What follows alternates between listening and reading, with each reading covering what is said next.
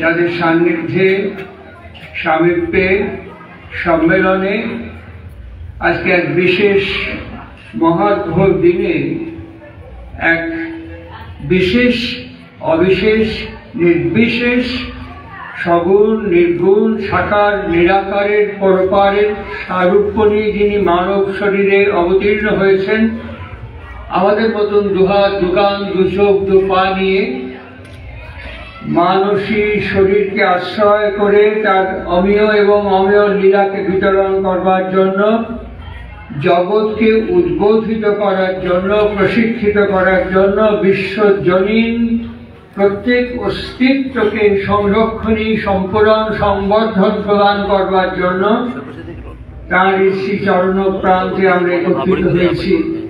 25 এবং 26 দুদিন ব্যাপী এই মহোৎসবকে আশ্রয় এবং অবলম্বন করে আমার সতীর্থ সতীর্থা এই অঞ্চলে আমরা যারা একত্রিত হয়েছি, এই অঞ্চলের প্রত্যেক অস্তিত্ব বৃহত্তর পরিবেশের প্রত্যেক অস্তিত্বের সাথে যারা দানে দক্ষিণায় সাহায্যে সহযোগিতায় প্রত্যক্ষে এবং অপ্রত্যক্ষে সানুকম্পী সহকর্মী সহযোগিতা প্রদান করেছেন, তাদের এবং তাদের পরিবারের প্রতি প্রত্যেকের সঙ্গে বিশ্বজনীন সকল প্রাণ এবং সকল অস্তিত্বের দীর্ঘ নিরোগ সুস্থ সুন্দর এবং সামগ্রিক কৃষ্ণময় জীবন আমার গুরুদেব শ্রী শ্রী ঠাকুর অনুকূল চন্দ্রের শ্রী চরণ প্রান্তে আমি আন্তরিক অমলিন অকৃত্রিম অকপটতার সাথে প্রার্থনার চেষ্টা করি।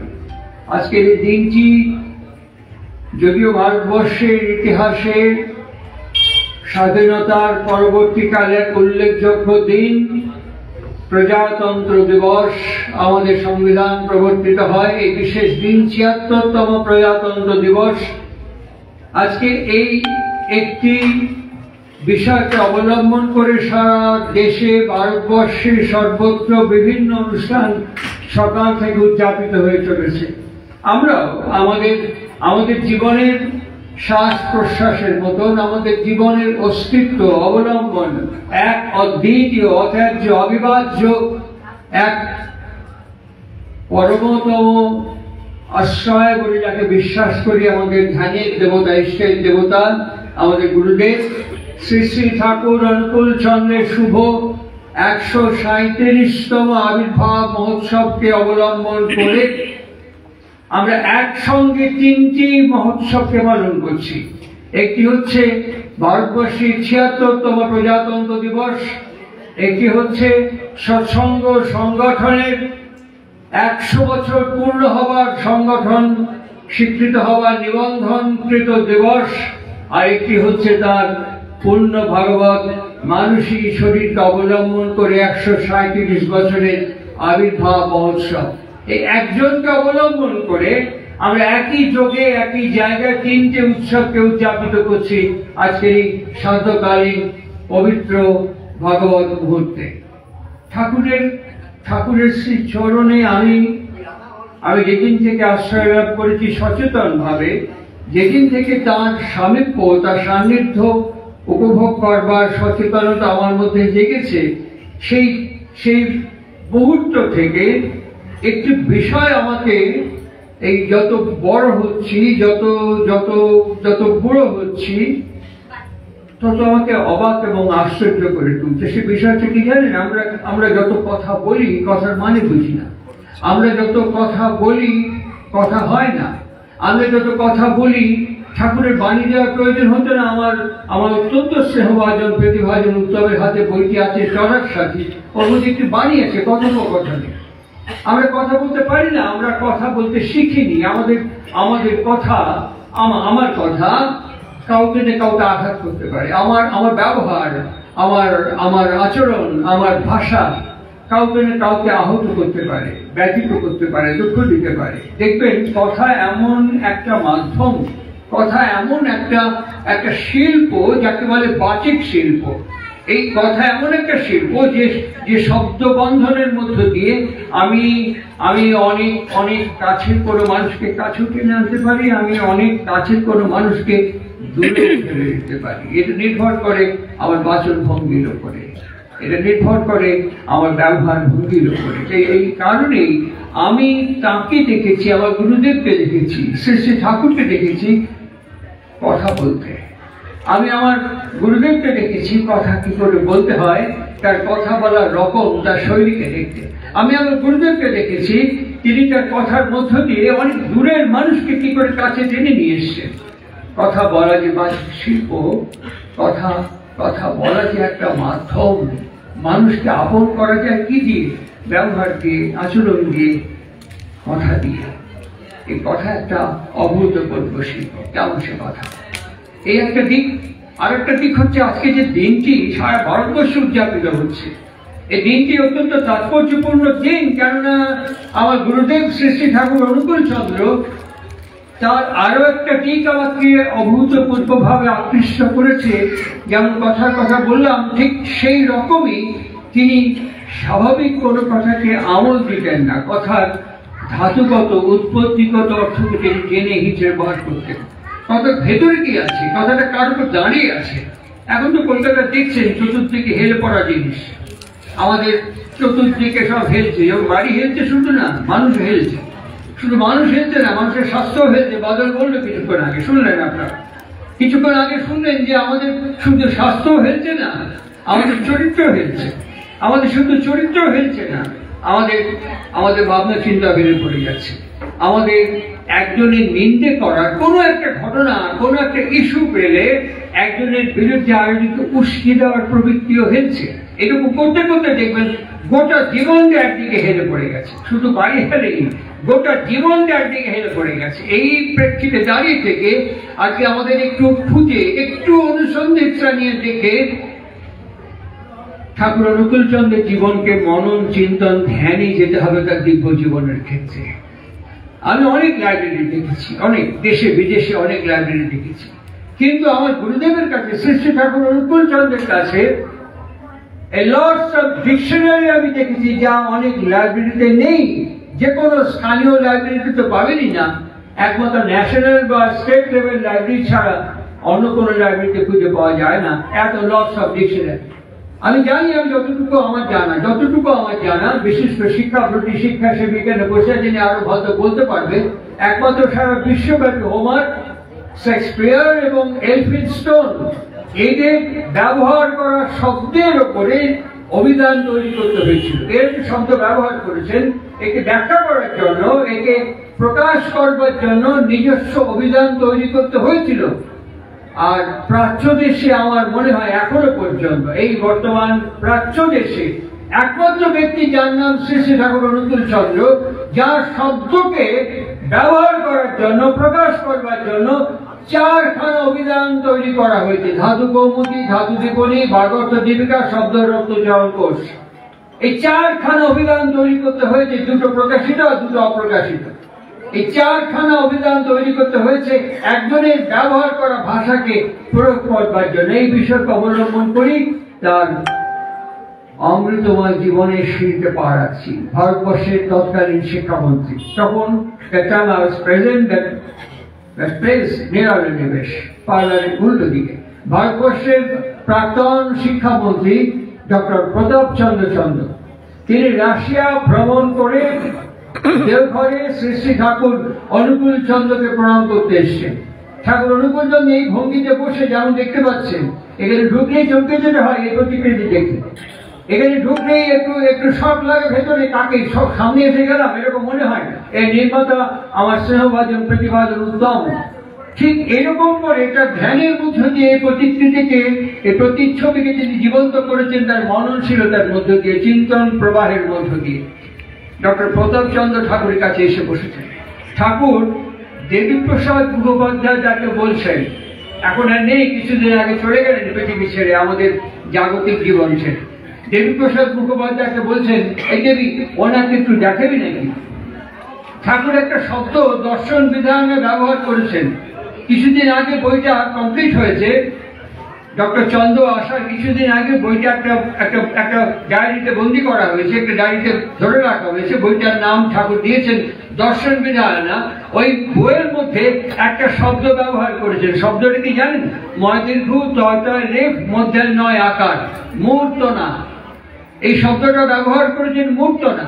আর এই মূর্ত না শব্দটা যখন ব্যবহার করেছেন তখন তার কাছে যারা থাকতেন না তো তারা হাই ইন্টেলেকচুয়াল জায়েন্ট, তার চারপাশে যারা ঘিরে বসে থাকতেন তারা যদি প্রফেশনালি জীবনযাপন করতেন আকাশে হাত দিয়ে ছোঁয়া যেত না, এত বড় বড় ব্যক্তিত্ব ছিলেন। অথচ দেখলে বুঝতে পারবেন এত সামান্য সাধারণ জীবনযাপন করতেন, এত সামান্য সাধারণ ন্যূনতম ভাবে মানুষের সাথে মেলামেশা করতেন, যাদের কাছে যেতে গেলে কয়েকটা দরজা টপকে যেতে হতো। এইরকম সব মানুষ তার কাছে ঘিরে বসে থাকতেন। তো যারা ভাই ইন্টেলেকচুয়াল জায়েন্ট তারা ঠাকুরকে বললেন, ঠাকুর আপনার ব্যবহার করা এই শব্দটা ব্যাকরণগতভাবে ভুল, স্বাভাবিক ভুল, এখনো ভুল, এখনো যারা বৈয়াকরণিক আছেন এখনো যদি বলবেন ব্যাকরণগত দিক থেকে শব্দটা ভুল। শব্দটা হচ্ছে মূর্ত না, ময়দীর্ঘ তয় মধ্যে নয় আকার। ঠাকুর বলছেন দেখি ওনাকে একটু দেখাবি নাকি? ডক্টর চন্দ্র অত্যন্ত বিদ্বজ্জন, হাই এডুকেটেড, অত্যন্ত প্রশিক্ষিত একজন ব্যক্তি ডক্টর প্রতাপ চন্দ্র। ডক্টর চন্দ্র বলেন কি শব্দ? দেবীপ্রসাদ মুখোপাধ্যায় বললেন মূর্ত না। উনি শুনলেন, হাত এরকম করলেন, বলে রেখে দিন। একটা কথা বলি, ঠাকুর বিশ্বকবি রবীন্দ্রনাথ ঠাকুর প্রথম এই শব্দটা ব্যবহার করেছিলেন লালিমা। সেদিন বাংলার ব্যাকরণ বিদ্যা রবীন্দ্রনাথকে বলেছিলেন এই শব্দটা ভুল। রবীন্দ্রনাথ শব্দটি ওখান থেকে প্রত্যাহার করেননি, রেখে দিয়েছিলেন লালিমা শব্দ। পরবর্তীকালে ব্যাকরণ ওই শব্দকে গ্রহণ করেছে। দেবীদার দিকে তাকিয়ে বললেন, মিস্টার মুখার্জি আপনি শব্দটাকে আপাতত নিপাতনে সিদ্ধ করে রেখে দিন, পরবর্তীকালে ব্যাকরণ একে বরণ করে নেবে, আপনাকে ব্যস্ত হতে হবে না। ঠাকুর হাসছেন, হাসতে হাসতে দেবীদাকে বলে, ওনার মতো মানুষ যখন করছেন তখন সাথে রেখে দিন, ব্যবহার করি। ঠাকুর অনুকূল চন্দ্র রবীন্দ্রনাথ একটা শব্দ ব্যবহার করেছেন, দয়া শব্দকে নানান ভাবে, দয়ালি, দয়ালু এরকম ভাবে ব্যবহার করেছেন। ইনি এত কারিগরি করেননি, একটা দীর্ঘইকার দিয়ে শব্দটিকে পরিবর্তন করে কত মধুর করেছেন। দই, দীর্ঘই, দই বাংলা ভাষাকে সমৃদ্ধ করেছেন। আমি বলছি না একটা কথা, এতক্ষণ যা বললাম একটাও আমার কথা নয়, একটাও আমি বলিনি। এই কথাগুলোকে বলছেন জানেন? দেশ পত্রিকার প্রাক্তন সম্পাদক অমিতাভ চৌধুরী। এই কথাগুলো একটু আমার কথা নয়, এই কথাগুলো দেশ পত্রিকার প্রাক্তন সম্পাদক অমিতাভ চৌধুরী, শীর্ষেন্দু মুখোপাধ্যায়ের সঙ্গে আমি ছিলাম ওখানে। উনি বলছেন, শীর্ষেন্দু তোমার ঠাকুর বাংলা ভাষাকে কোথা থেকে কোথায় পৌঁছে দিয়েছেন, যে শব্দ এখন হিন্দি ফিল্মে, বিশেষ করে ম্যাথোলজিক্যাল ফিল্মে প্রায় শুনবেন, ঊর্জা শব্দটা প্রায় শুনবেন। এই শব্দটা প্রথম বেদের পর একমাত্র একজন ব্যবহার করেছিলেন, তার নাম মহর্ষি পাণিনি। এই মহর্ষি পাণিনির পর দীর্ঘদিন আস্তাপুরে পড়েছিল, ইনি প্রথম ব্যবহার করলেন ঊর্জা, ঊর্জনা, এইভাবে নানান ভাবে শব্দটাকে খেলা করলেন, জগিং করলেন শব্দটাকে নিয়ে, ভাঙলেন, গড়লেন, পাল্টালেন, এদিক ওদিক করে দিয়ে শব্দটাকে মুরগির মধ্যে চটকে দিলেন। এখন ম্যাথোলজিক্যাল স্ক্রিপ্টে এই ঊর্জা শব্দটা প্রায় শুনবেন, বিভিন্ন ম্যাথোলজিক্যাল ফিল্ম দেখবেন, ঊর্জা শব্দটা এখন খুব বহুল প্রচারিত হয়েছে। উনি ফেলে থাকা জিনিসকে টেনে এনে সচল, সক্রিয়, সচেষ্ট করে স্বাভাবিক করে প্রাঞ্জল করে দেন আমাদের জীবন। এটার অবদানের তাৎপর্য শুধু একটা দিক নয়, শুধু জীবন নয়, জীবনকে রক্ষা করতে গেলে ভাষা প্রয়োজন, ভাষাকে রক্ষা করতে গেলে ভাব প্রয়োজন, ভাবকে রক্ষা করতে গেলে পরে তার আগমন এবং নির্গমনের ব্যবস্থাটা অত্যন্ত জরুরি মাধ্যম। আর সেই কারণেই তার দিব্য জীবন শুধু বাণী নয়, তার দিব্য জীবন হচ্ছে সামগ্রিক অস্তিত্ব, সামগ্রিকত্বকে নিয়েই তার দিব্য জীবন পরিব্যাপ্ত। চলো শুরু করি। খুব অল্প সময় কথা বলবো, চুম্বকে বিষয়কে স্পর্শ করে চলে যাব। আপনারা মালা গেছে নেবেন আপনাদের নিজের মতন করে। তার আবির্ভাব ভূমি থেকে আসি আমরা, দেওঘর, হিমায়তপুর। একটু একটু করে যারা যারা সাম্প্রতিককালে হিমায়তপুর ঘুরে এসেছেন দেখবেন এখন প্রায় খণ্ডহারে চেহারা নিচ্ছে। আর এখন তো হিন্দু নিধন যজ্ঞের মধ্য দিয়ে একমাত্র হিমায়তপুর এবং 64 জেলায় বাংলাদেশের আপনাদের আমি আশ্বস্ত করতে পারি, কালকে রাত্রি 11:20 পর্যন্ত খবরে আমাদের বাংলাদেশে এখনো পর্যন্ত সৎসঙ্গ কোথাও আক্রমণের শিকার হয়নি। একমাত্র সৎসঙ্গ প্রতিষ্ঠান এবং সৎসঙ্গে দীক্ষিতরা কোথাও অত্যাচারিত, খুন, জখম হননি। যারা হয়েছে তারা হয় আওয়ামী লীগের সভাপতি, সম্পাদক এরকম কোন রাজনৈতিক পদে ছিলেন, তারা আক্রান্ত হয়েছেন। কিন্তু শুধু ঠাকুর অনুকূলচন্দ্রের শিষ্য বলে যে অঞ্চলে পরিবার পরিচিত হয়ে আছেন, সেখানে এখনো পর্যন্ত কোনো আক্রমণ বা নিধন বা সেরকম কোনো মারাত্মক চিত্র কালকে রাত্রে 11:20 পর্যন্ত আমি রাত্রে খবর পাইনি এখনো পর্যন্ত। কিন্তু তবু একজন হিন্দু সনাতনী হিসেবে সনাতন নিধন যজ্ঞের নিন্দা না করলে আমার পক্ষে পাপ হবে।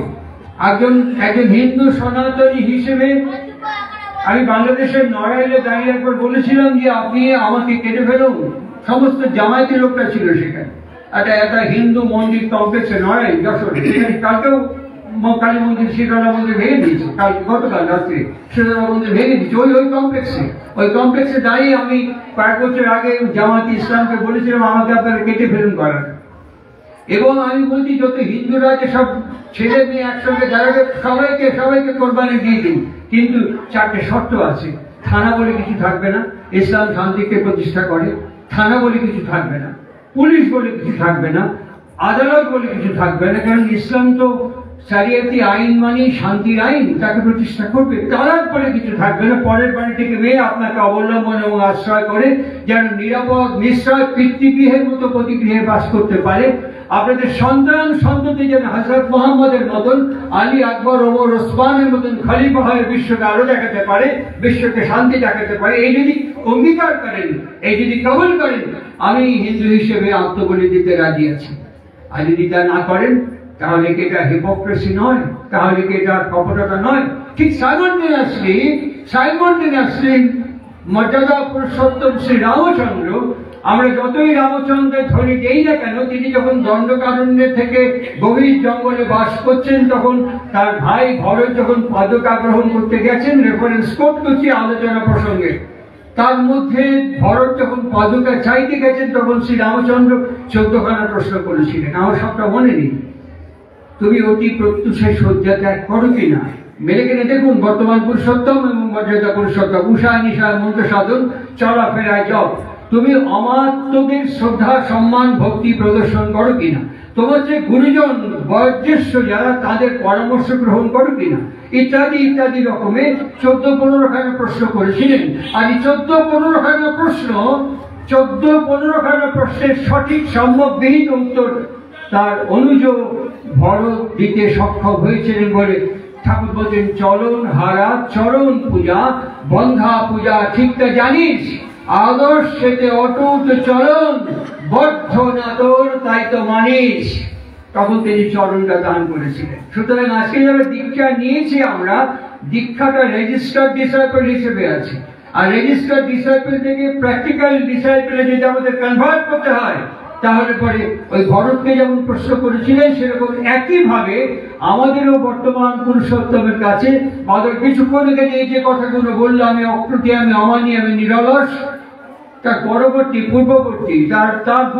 1886 16ই অগস্ট তিনি চলে গেছেন সমন্বয়াচার্য, তারই একজন ভক্ত শিষ্য কিছুদিন আগে 12 তারিখে যার জন্মদিবস এবং 2 দিন আগে যার তিথিকে আমরা উদযাপন করেছি, তিনি তার জ্ঞাতি শরীক এবং যিনি তাকে হাত ধরে সমন্বয়াচার্যের কাছে নিয়ে গিয়েছিলেন, তার নাম নরেন্দ্রনাথ দত্ত।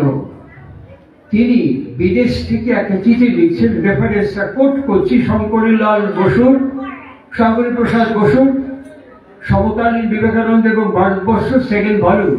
তার মধ্যে এইটুকু একটা ছোট্ট চিঠি আছে, এইটুকু একটা চিঠি আছে। রামদাদা গো, বলি শুধু মুখে মুখে বললে হবে না গো, শুধু মুখে মুখে বললে হবে না। আমি আর তুমি ঘুমিয়ে রয়েছি বিছানায়, কোথায় সূর্য, তার তাপ আমার ত্বককে স্পর্শ করছে উত্তাপ দিয়ে, আর আমি আর তুমি জেগে উঠছি। আমি আর তুমি তাকে যে দেখেছি, তার কাছে যে থেকেছি, তার সাথে যে কথা কয়েছি, বলি আমাদের জীবন দিয়ে পরিবেশে যদি তাকে প্রকাশ করতে না পারি, শুধু ভক্তিতে দিলে কিছু হবে না, শুধু অবতার অবতার বলে চিৎকার করলে কিছু হবে না। এখন হচ্ছে একে প্রকাশ করা।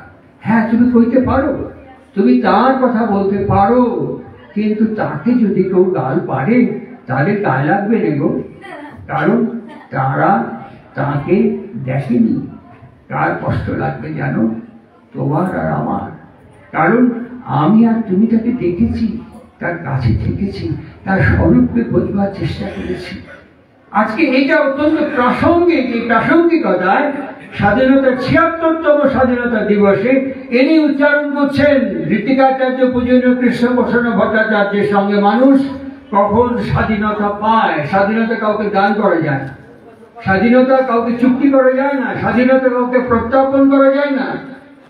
কখন যায়? যখন মানুষ তার বৃত্তির অধীনতা থেকে মুক্তি লাভ করে, যখন মানুষ তার নিজের বৃত্তির অধীনতা থেকে পরাধীনতা থেকে মুক্তি লাভ করে, তখনই সে প্রকৃত স্বাধীন হয়ে ওঠে। রেফারেন্স নানা প্রসঙ্গে।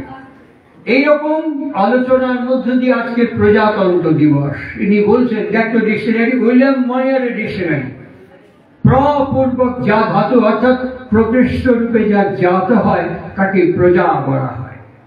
প্রকৃষ্ট রূপে যা জাত হয় তাকে প্রজা বলা হয়। একজন প্রজা। ভারতবর্ষের এই ৭৬তম স্বাধীনতা দিবসে আমি একজন প্রজা। আমি কিছুদিন আগে বম্বে রোড দিয়ে হাওড়ার দিকে যাচ্ছি। অঙ্কুরহাটি বলে একটা স্টপেজ আছে, খুব খুব জ্যাম, ভীষণ জ্যাম, লম্বা লম্বা লরির জ্যাম। চারিদিকে লরির গা দিয়ে এরকম লোহার আকশা বেরিয়ে আছে, তার সাথে দড়ি পেঁচিয়ে পেঁচিয়ে জিনিসপত্রগুলো বাঁধা দুদিকে।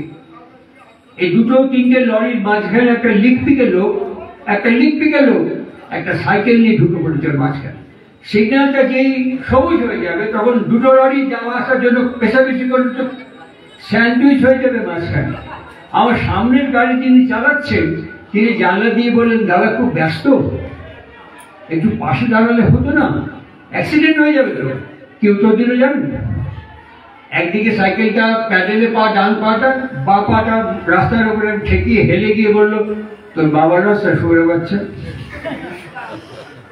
কি সুন্দর উত্তর। কথা প্রকৃষ্ট রূপে জাত হয়েছে কি হয়নি, প্রকৃষ্ট রূপে জাত হয়েছে কি হয়নি, সেটা সময়, পরিবেশ, পরিস্থিতি, প্রতিবেশীরা বলে দিতে পারবে। ইনি বলছেন প্রজা কাকে বলে, যা প্রকৃষ্ট রূপে জাত। শুনুন ওনার কথা, পাশাপাশি ওনার কথা শুনুন। ১৩৭ বছর আগে, কয়েক বছর বাদ দিন, যে বিশ্ববিজ্ঞান কেন্দ্রের কথা বলছিলাম, এখন ঠান্ডা হয়ে গেছে, ভেঙে ভেঙে পড়ছে, সেই বিশ্ববিজ্ঞান কেন্দ্র তখন নির্মাণ হচ্ছে, একটু একটু করে নির্মাণ হচ্ছে। আমাদের কলকাতা রাজাবাজারে সায়েন্স কলেজের কিউরেটর মেঘনাথ ঘোষ, এইখান থেকে মেঘনাথ বাবুর কাছে তখন আমাদের শ্যামাচরণ মুখোপাধ্যায় সৎসঙ্গের জেনারেল সেক্রেটারি হিমায়তপুরে। আজকে ১০০তম সংগঠনের পূর্তি উৎসব উদযাপিত হচ্ছে বিশ্ব জুড়ে। সেই সৎসঙ্গ সংগঠনের সম্পাদক শ্যামাচরণ মুখোপাধ্যায়, তিনি এই রাজাবাজার এই সায়েন্স কলেজ থেকে ওই মাইক্রোস্কোপ নিয়ে হিমায়তপুরে যাচ্ছেন বিশ্ববিজ্ঞান কেন্দ্রে গবেষণা উদ্বোধন করবার জন্য, একটু একটু করে নিয়ে যাচ্ছেন। সেই সময় তৈরি হচ্ছে বিল্ডিং, তৈরি হচ্ছে। সৎসঙ্গে টাকা ছিল না, সৎসঙ্গ টাকা কোনোদিন চাই না। সৎসঙ্গ মানুষ চেয়েছিল, সৎসঙ্গে মানুষ একটু একটু করে আসছে। এই সন্ধিক্ষণে দাঁড়িয়ে থেকে টাকার খুব ক্রাইসিস, কাজ খুব প্রয়োজনীয়। টাকার ক্রাইসিস, কাজ খুব জরুরি। এরকম একটি মুহূর্তের মধ্যে আমাদের সৎসঙ্গের ক্যাশিয়ার ভবানী চরণ সাহা, তিনি মিস্ত্রি কাজ করে তখনও ছিল, এখনো আছে, জানি না ভবিষ্যতে থাকবে কিনা। এখন তো প্রয়োজন, এখন তো অনলাইন পে হয়ে গেছে, এখন সব অনলাইন, এখন সব কিছু কমার্শিয়াল ট্রানজাকশন, ডিজিটাল ট্রানজাকশন। সুতরাং সেরকম ক্ষেত্রে ওই ভবানী সাহের কাছে কেউ কাজ হয়ে গেছে, আজকে টাকাটা দিই, ভবানী সাহেব বলতে আজকে টাকা দিই। এই সামান্য একটা দুটো কথা, ব্যাস। তীব্র কোমল চিৎকার। ভবানী সাহেব উত্তরটা ঠিক ওই রকম, ওই লিপিকের লোকটার মতো এরকম দাঁড়িয়ে যেন লিপিক উত্তর দিল। ভবানী সাহেব ক্যাশে বসে ঠিক ওই রকম উত্তর, আমার কাজ করছেন না ঠাকুরের কাজ করছেন, ঠাকুর তো বসে আছে পদার পানি, যান গিয়ে বলুন ঠাকুরকে। সে লোকটা ঠাকুরের কাছে আসছে, আর ওই লোকটাকে আসতে দেখে, কথা কেমন, ওই লোকটাকে আসতে দেখে ঠাকুর অনুকূল চন্দ্র উচ্চারণ করছে, মিস্ত্রি এই সারা কাম কিন্তু ফেলে রাখা যাবে না, বুঝেছেন? আমি হ্যাটাকের ইন্তজাম করতেছি, এই ফজরের আগে কিন্তু কাম সারে ফেলানো চাই। ঠিক একবারে গরম ফুটন্ত তেলের উপরে এক ফোঁটা জল ফেলে যায়, চিরবির করে উঠে যায় একেবারে। উঠতেই মিস্ত্রি বলে, শালা তেহেনি চাকা, কাম করার খুব শখ। ঠাকুর হাতটা এইখানে চাপড় মেরে বলে, একদম জব্বর কথা শালা, বলতে পারে যে ঠিক জায়গায় মোক্ষম কথা বলিস, একা শালা আমার একদম না, ঠিক বলিস, স্বাদ প্রচুর। জানো মিস্ত্রি, আমার ইচ্ছে করে কি আকাশে সূর্য আর চাঁদে ছুঁয়ে মাটির নামায় নিয়ে আসে, কি করবো শালা, এত দূরত্ব, স্বাদ আছে সাধ্য নেই। ঠিক বলিস, আমার ইচ্ছে আছে যাহা নেই। তবে পদ্মার দিকে তাকে দেখো, এখন তাহলে ভাটেন চলতেছে। ভাটেনি শেষ কথা নয় মিস্ত্রি, জোয়ার আসবেনি পদ্মার, জোয়ার আসবেনি, গান করছে মিস্ত্রি, টাকা সৎসঙ্গে আসবেনি। তুমি কাম বন্ধ করে না, কাম চালায় যাও, বাড়ি যায় বইয়ের মুখটা একটু দেখে ফট করে ফিরে এসে কাম শুরু করে দাও, আমি হাজাকে দিন দাম করতেছি। মিস্ত্রি সঙ্গে সঙ্গে বললেন, টাকা টাকা টাকা টাকা। ঠাকুর চুপ, শুনছেন তো, বাণীটা শুনবেন। তিক্ত ব্যবহার রুচ্চ করো, বাণীটা শুনুন, জীবনের সঙ্গে বাণীটা শুনুন। তিক্ত ব্যবহার রুচ্চ করো, যেমন ধরো সুপ্ত, এতে ফল ভালোই ফলে, ঝিনুকে যেমন মুক্ত। আবার বাণীটা শুনুন, চটা দেখলেই মিষ্টি বলো, হৃদ্য দীপন স্বরে।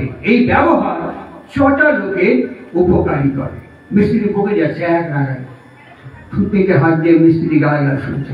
শুনতে শুনতে এক সময় ফট করে মাঝখানে থাম, তখন থেকে চুপ করে যেতে করতেছে। সারা একগুচ্ছ টাকা যদি মুখের মধ্যে ঢুকাই দিয়ে কেউ চাবায় চাবায় খাসলে খাবে পারবো? এই প্রশ্নের এই উত্তর মিস্ত্রি জানে না। মিস্ত্রি আমাকে গিয়ে বলছে, টাকা কি চাবায় খাওয়া যায়? বেশ, যদি এক পাউলি জল দিয়ে বলি গেলে খা। টাকা কি গেলার জিনিস, তবে কি খাবি? বাজার করবেন। তা সেই কথা করছিস, সেটা বেউদ্বে কথাটা, সেই কথা করছিস রেখে কি কি বাজারে লাগবো? চাল ডাল গম তেল মশলা সবজি, তা কবির বাজারে হারাম যাবে। সব গুরু ভাইদের ডেকে তিনি ভিক্ষে করে দুটো ব্যাগ ভর্তি করে মিস্ত্রির হাতে দিয়ে, যা বাড়িতে যা রান্না কর, বইয়ের পর রান্না করতে চারটে রান্না গরম গরম খাই দিন, শিগগিরি চলে চলে আয়, হাজার জ্বালায় রাখিছি, ফজরের আগে এই কাম ভস্য করা লাগে। মিস্ত্রি ওইখান থেকে এইখানে নেমে এসে করছে কি, দেন তো দেখি ঠাকুর ভাই, ওই আপনাদের ভবনে যদি ইনভাইট করতো আপনি সারা রাখতাম। ঠাকুর ঠাকুর ভবানী করবি কি ক, ভবানী জমানোর সময় সময় সঙ্গে সঙ্গে উয়ের মুখে মধুর পরিবর্তে নেমের রস ঢালিয়ে দিছিল। তো সারা তেতো তেতো কথা ভবানী করছে, আমি তো তোর তেতো কথা কইনি। তুমি রাগ করলাম, কি ভীষণ কাণ্ড ঘটে গেল। আমি এখনই আসতেছি। এখনকার ম্যানেজমেন্ট টেকনোলজি, স্বামী সমস্বরানন্দজির বই রামকৃষ্ণ মিশনের পড়ে দেখবেন। এখনকার ম্যানেজমেন্ট পলিসি, একে অর্জুন টেকনোলজি নাম দিয়েছেন। আমি যে ঘটনাটি বললাম, এই নাম দিয়েছেন অর্জুন টেকনোলজি।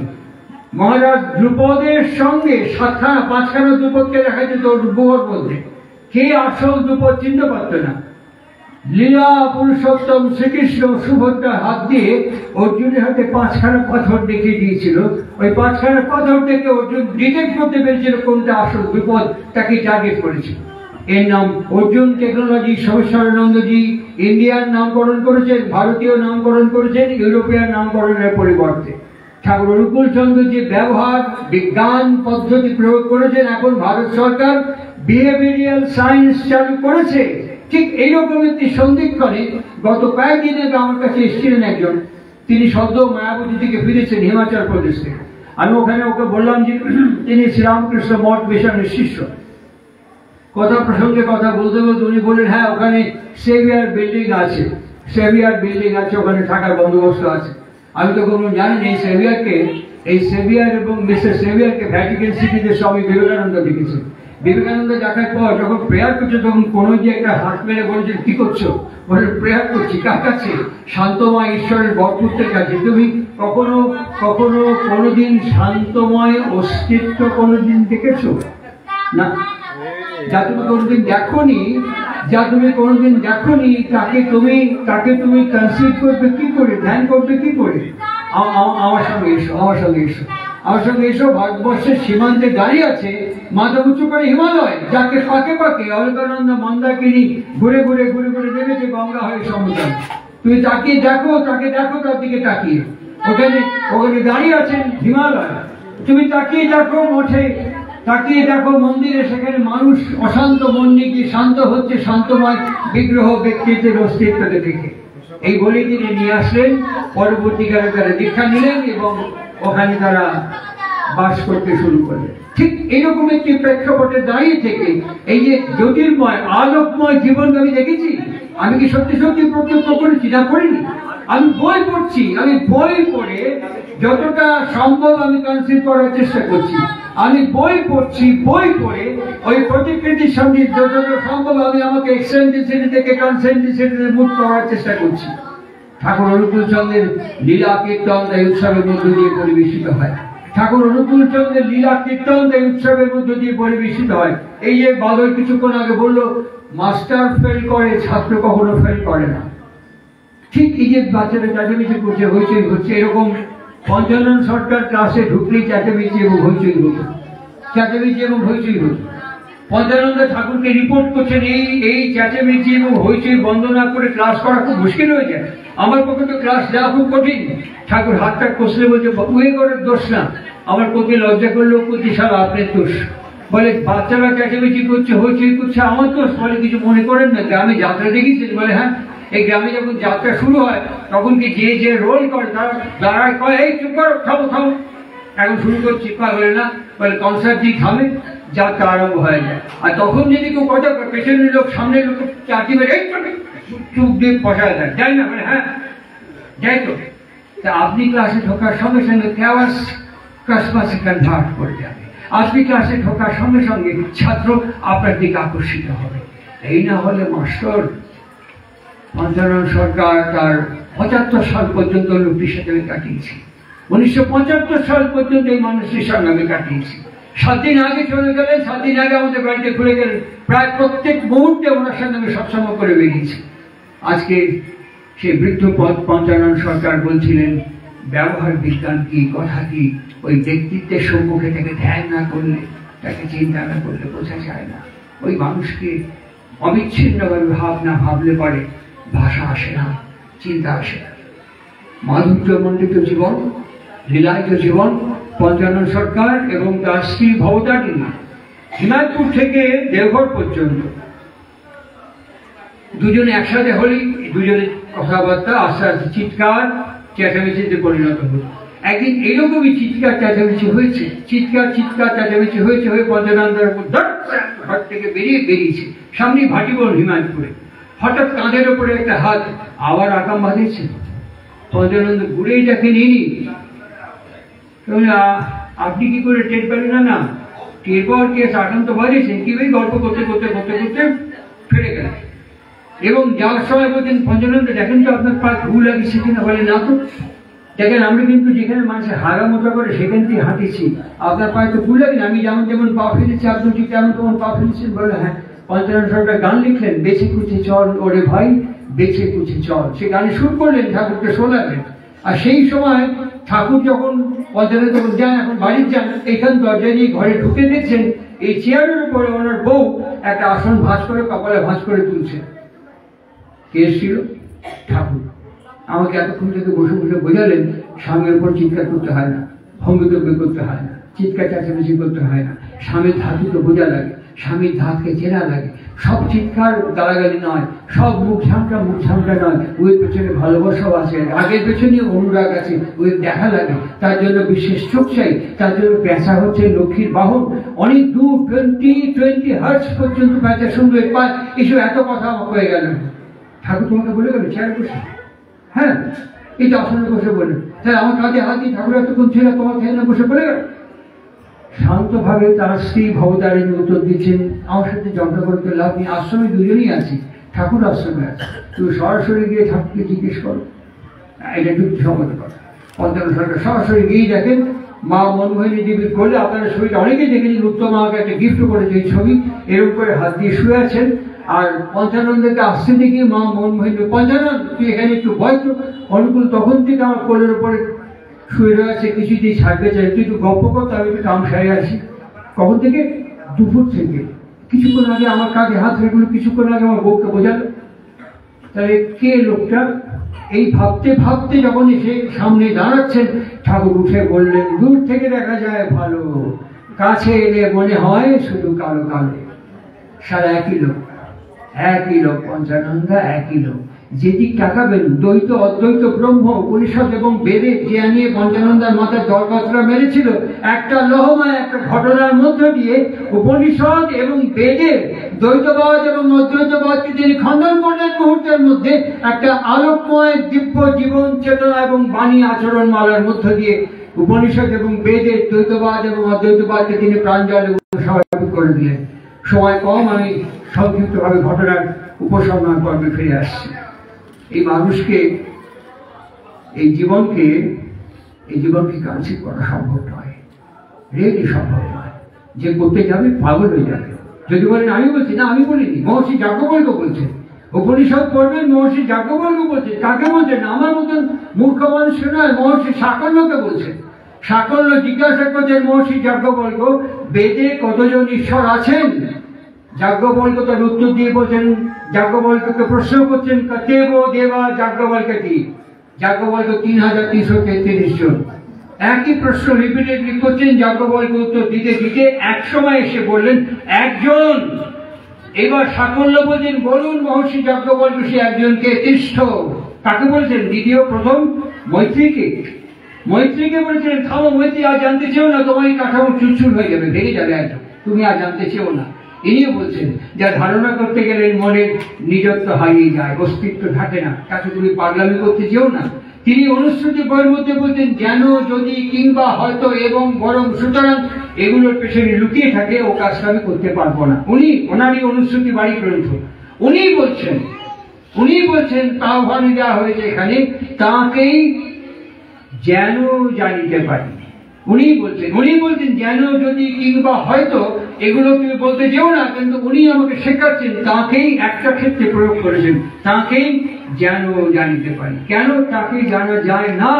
অসম্ভব। তাকে জানা সম্ভবপর নয়। কি করা যায়? উপভোগ করা যায়। কি করা যায়? আস্বাদন করা যায়। কি করা যায়? লীলা করা যায়। কি করা যায়?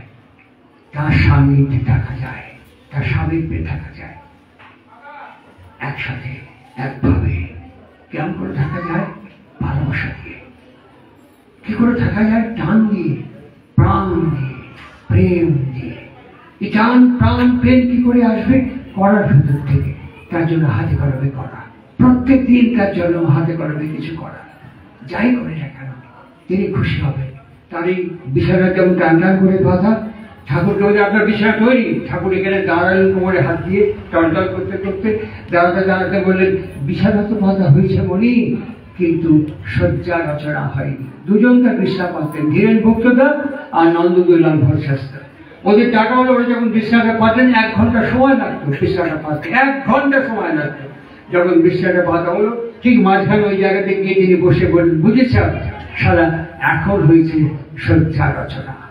এই কথাটাকে মনে রেখে আমি সকাল থেকে রাত্রি পর্যন্ত ঘরে ঝাড় দিই, ঘর মুছি, বাসন মাজি, রান্না করি। ভাবতে হবে তিনি খুশি হচ্ছেন কিনা। আর মাঝে মাঝে তার ছবির দিকে তাকিয়ে বলতে, আমি তোমাকে দেখিনি ঠাকুর। হ্যাঁ রিয়েলি সিনসিয়ারলি বলছি, আমি তোমাকে দেখিনি। আমি তোমার কাছে গিয়ে বসিনি। আমি একটা ছবির সামনে দাঁড়িয়ে দীক্ষা নিয়েছিলাম। এই বিমল পলদার মতন, সরল দাসদার মতন কোন ঋত্বিক আমাকে দীক্ষা দিয়েছিলেন। আমি তোমাকে দেখিনি। আমি এদের কাছ থেকে দীক্ষা, ওরাও দেখেন বিষয়ের উপরে, কাছে গিয়ে বসেননি। কিন্তু আমাকে যে নামটা দিয়েছেন, তুমি বলো সেই নামটার সাথে তোমার কোনো পার্থক্য নেই। তুমি বলো সেই নামটা জপ করতে করতে নাকি তুমি তার মধ্যে উপস্থিত হও। তুমি কি সত্যি কখনো কোনোদিনই কথাটা বলেছ? কাউকে বলেছ? আমি শুনিনি। বলবে হ্যাঁ বলেছি, আমি বলছি না, আমি নাম বলছি তৈলকর্ণ চক্রবর্তী। এই তৈলকর্ণ চক্রবর্তী যখন ঠাকুরের আদেশে যখন বাইরে রওনা হচ্ছেন, তখন ঠাকুর কোমরে ফাঁস গেরো দিয়ে সামনে দাঁড়িয়ে বলছে, শোনেন আপনি যেখানে দাঁড়াই এইটা ভেবে যেখানে দাঁড়ায় যে কথা কবেন না, আমি কথা দিলাম সারা পৃথিবীর যে প্রান্তে থেকে আজ কাল 500 বছর পরে টক করে এখানে এসে হাজির হবেন। 3 বার ঠুকে বলেছিলেন, কথা দিলাম, কথা দিলাম, কথা দিলাম। তারপর কি বলেছিলেন? এইটাকে নিয়ে বেশি নাড়াচাড়া করবেন না। ত্রৈলোক্যনাথ অবাক হয়ে বলছেন, কি নিয়ে নাড়াচাড়া করবো?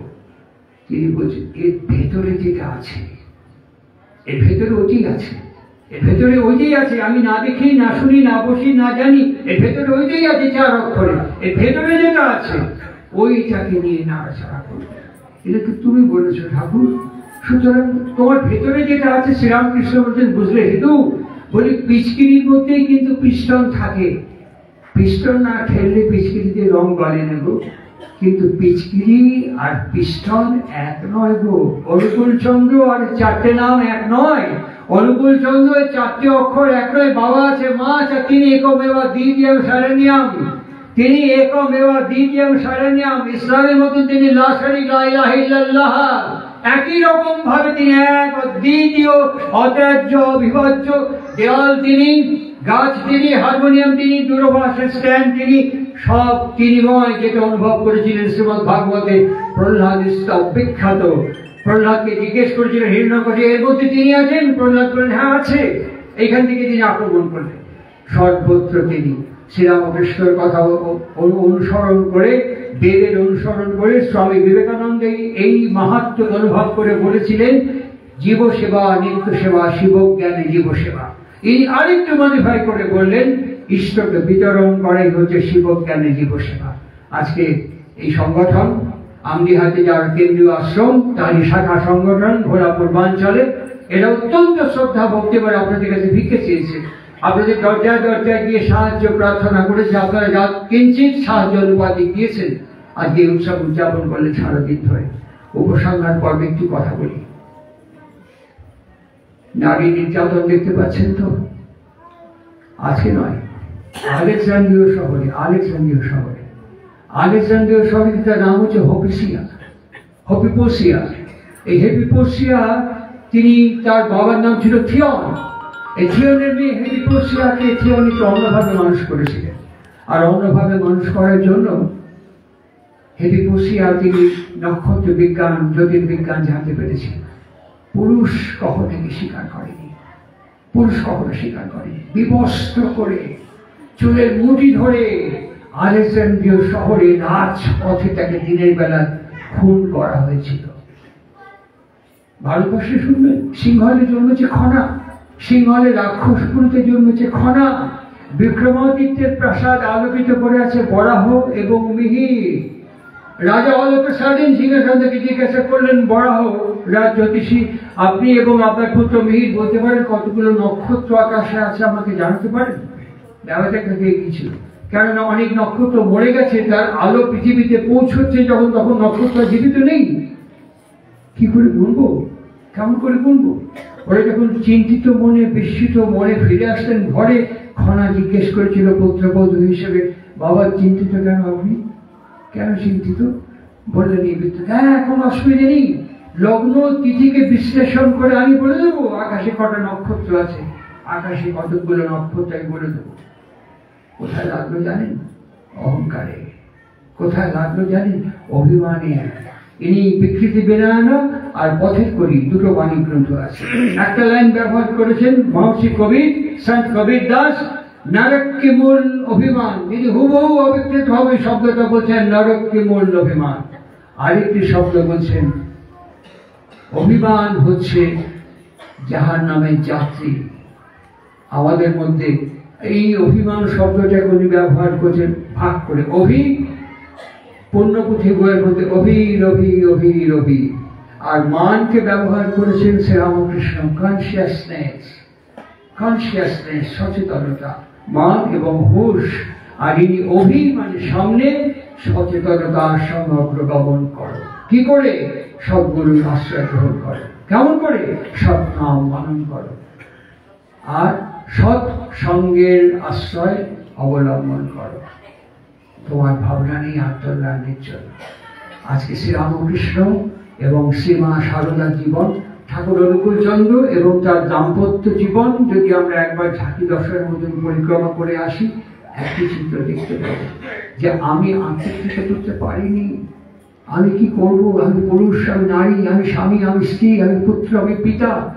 আমি এখান থেকে আমার বাড়িতে ফিরে গিয়ে কি করব? উৎসবে এসেছি এইটুকু আহরণ করার জন্য। আমি কি করবো? আমার বাড়িতে ফিরবো, ক ঘন্টা পরে কি করবো? বাড়িতে চোখ হাত ডিঙে ঘরের ভিতরে পা দিয়ে ভাবো ঠাকুর এটা তোমার বাড়ি, ঠাকুর আমি এখানে সেবায়তের মতো কাজ করছি। চাকর বাকর, সেই চাকরকেও তো আমরা অনেক সময় নির্ঝামটা দিয়ে দিই।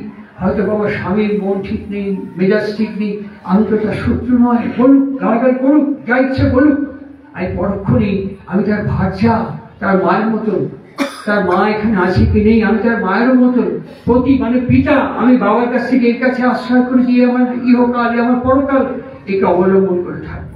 পারস্পরিক ভাবে শব্দের ভেতর থেকে প্রপূর্বক যা ধাতু, প্রজাতন্ত্র দিবস, একে যখন আমরা কে বধ করে নিয়ে এসে আমার জীবনে মুক্ত করতে পারবো, তখন প্রজাতন্ত্র, তন্ত্র মানে তন থেকে যা বিস্তৃতি লাভ করে, ৭৬ না অনন্তকাল ধরে অনুকূল চন্দ্র, গুরু পুরুষোত্তম শ্রী শ্রী ঠাকুর অনুকূল চন্দ্র, যুব পুরুষোত্তম শ্রী শ্রী ঠাকুর অনুকূল চন্দ্র প্রজা নির্মাণ করবার জন্য বলছেন, নগর আছে নাগরিক নেই। তিনি বলছেন, আমার ইচ্ছে করে, আলোচনা প্রসঙ্গ ১৯ খণ্ড, আমার ইচ্ছে করে সৎসঙ্গ সারা বিশ্বে একটি আদর্শ রাষ্ট্রের প্রতিরূপ হয়ে দাঁড়াবে। আমার ইচ্ছে করে সৎসঙ্গের পরিচালক বৃন্দকে দেখে বিশ্বের সরকার শিখবে কেমন করে রাষ্ট্র পরিচালনা করতে হয়। আমার ইচ্ছে করে আমার সোনার চাঁদ সৎসঙ্গী ছল পল যারা আছে তারা সুনাগরিক বলতে যা মনে হয় তেমন ধরো সুনাগরিক হয়ে চলবে। আজকে একটা ১৩৭তম আবির্ভাব মহোৎসবকে অবলম্বন করে আমরা সংগঠনে সংঘবদ্ধ হয়েছি। আমরা সংগঠন নিবন্ধন দিবসের মহোৎসব উদযাপন করছি, এক অদ্বিতীয় অবিভাজ্য আচার্যের সেবাপদে একত্রিত হয়ে। আপনাদের সবার দীর্ঘ নিরোগ, সুস্থ সুন্দর সামগ্রিক ইষ্টময় জীবন আমার গুরুদেবের শ্রীচরণে প্রার্থনা করে আবার বলি, বন্দে পুরুষোত্তম, বন্দে পুরুষোত্তম, বন্দে পুরুষোত্তম। আপনাকে জয় জয়কার হোক। জয় গুরু।